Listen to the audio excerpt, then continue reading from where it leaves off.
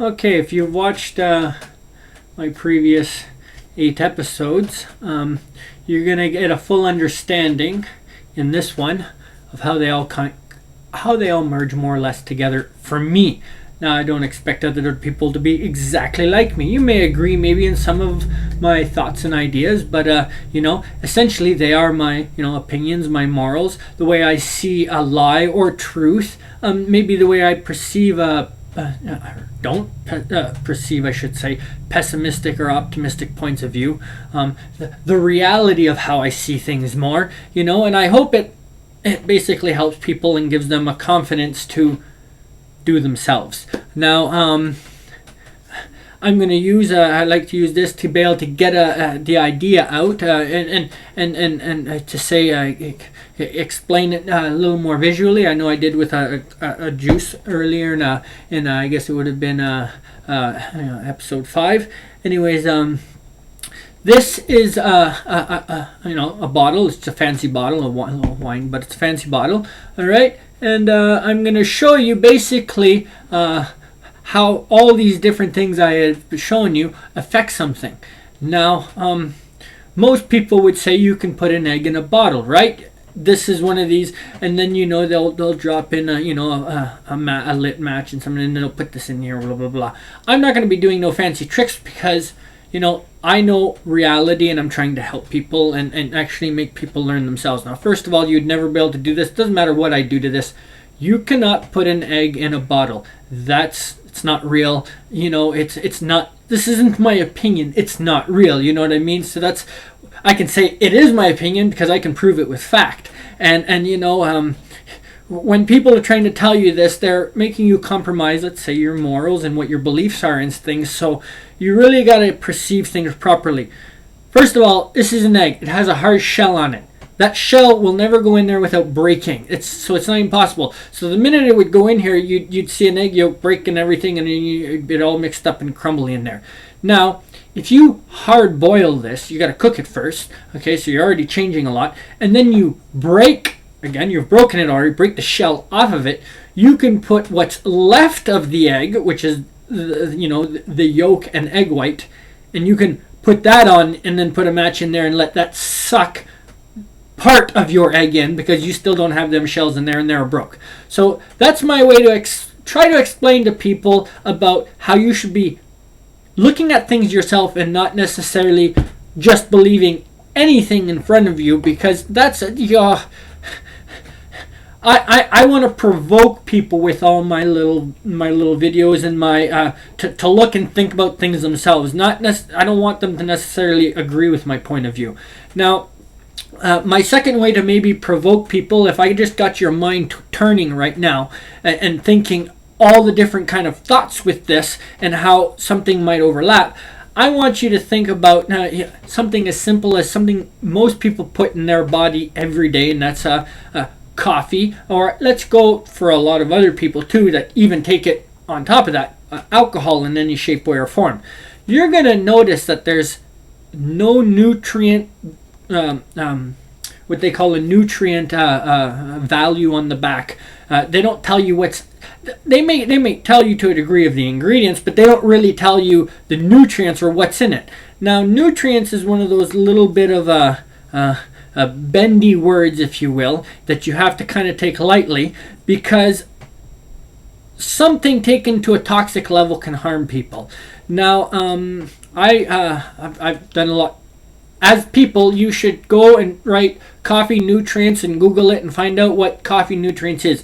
And I'm going to tell you that there's instant coffee, there's dripped coffee, there's brewed coffee, and then there's store, if you will, bought, like something like Tim Hortons or Starbucks, where you can buy those. Now, you get some basics of the nutritions in there are the same, but when you deal with two of those nutritions, which is fiber and caffeine, you start to cause problems. And this is why I say, don't take my opinion. Don't think, go look at it yourself and make your opinion about it. Don't continue to drink coffee and drink alcohol maybe the way you are. I don't want to call people alcoholics or people addicted to caffeine or things like that. But once you realize how much, now I was, the day I looked it up, I actually wrote it all on this envelope, because I would just sorry, I'm just trying to go. Now I put up here 2 grams because I drink instant coffee. I was drinking drip coffee until the day I found out that it's basically twice as much.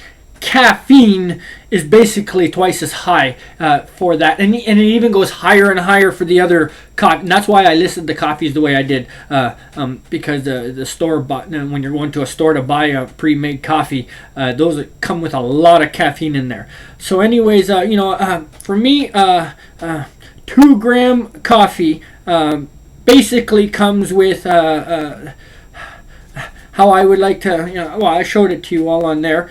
And then what I did, see, I when I was doing it is I brought it up to scale because I needed to see what, sure, you can tell me what 1 serving is, but I drink 3 cups of coffee. Now, I don't drink cups. That's another thing to explain. I drink a mug. A cup is considered 250 milliliters, and when I fill a mug up, I go actually very high to the top, and I've measured it. It's 300 milliliters.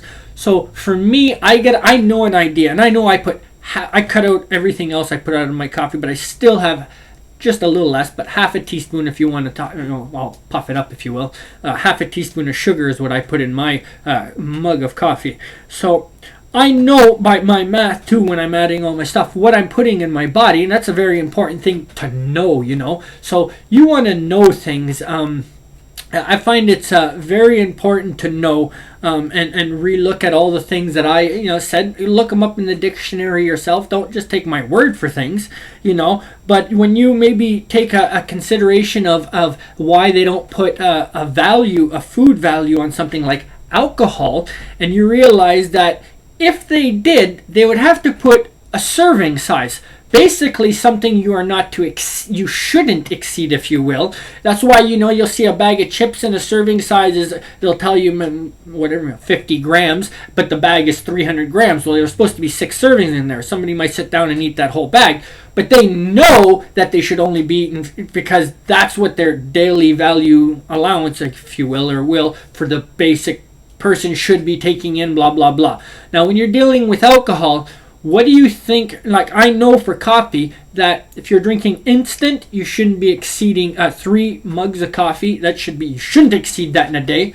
And if you're drinking the next, you shouldn't go past 2. And if you're drinking the store-bought stuff, don't even 1, and you should be you're at basically your limits, I should say. And now you wonder with fiber, when I explain that, fiber basically, I don't want to call it a diuretic, but it's going to help you go to the bathroom. That's why people take coffee in the morning and go to the bathroom. Now, that's going to be very high when you consider, and you looked at those numbers, when you start thinking that there's people that drink a pot of coffee or even more out there, and you wonder why. Maybe they have so many issues in their health, or maybe not necessarily it comes out in their health, but it could come out in their attitude or other behaviors that cause things to change in their life, like maybe why they don't look at something the same way you're looking at, because they're under a complete toxic chemical level of something. And every human's probably guilty of it to some degree, but a lot of people, it's the coffee, and we don't even know what this is really doing to people. But when you think that if they put a nutrition value on it and said this is how much a serving size is, and and tell you shouldn't have more than this many servings, that's your allowance. Imagine what it would do, and maybe with alcohol, when they say, oh, you should only have 1 beer, 2 beers is maximum. Then people may all of a sudden start thinking a lot different in life if they were given the information or allowed to actually even see it or think about it, because it's hidden so well from people. So all my little words and everything I've done in my episodes was to try to provoke people into continuously, not to say debate, but question what I'm saying, so that they'll go look themselves. And I hope that this last video of the season provokes to go look at a few major things in their life that I know could change a lot of things just like that if they just changed them. And I hope all my episodes have helped. So again, I hope everybody likes this.